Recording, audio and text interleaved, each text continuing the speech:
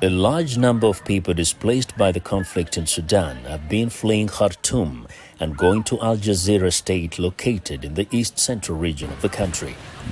A teacher at a school in South Khartoum, Layla Al-Rashid, is one of those who escaped the capital. She says she was forced to seek shelter in Wad Madani camp, the capital of Al Jazeera state, due to relentless bombing in Khartoum. Al-Rashid now lives here with her niece, who gave birth in the camp. The current situation is completely unstable. We've been suffering due to the insecurity since the beginning of the war, and now we're living in a very difficult living situation. Everything is gone now. We're suffering greatly from the disaster. We don't know what to do. Al Jazeera state now shelters tens of thousands of displaced people in facilities that were previously schools, universities and mosques, according to aid agencies. Most of these institutions turned shelters are run by civilians and other humanitarian organizations, but some with medical conditions like Babu Ali Ismail say they lack medical care. I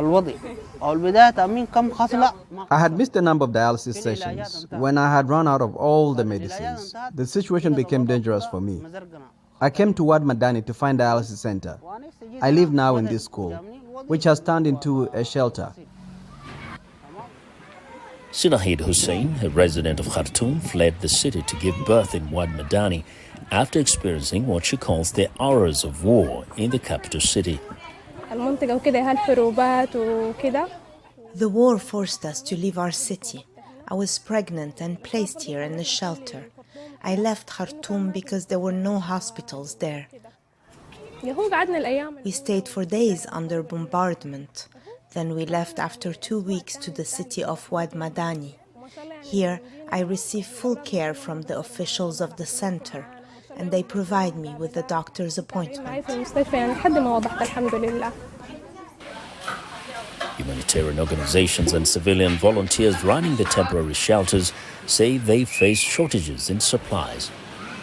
One camp supervisor, Abdallah Hamad Al-Nin, says their operation is mainly funded by donations from residents in the area. We receive aid through the efforts of citizens and some organizations to provide the camp's needs like flour, rice and oil.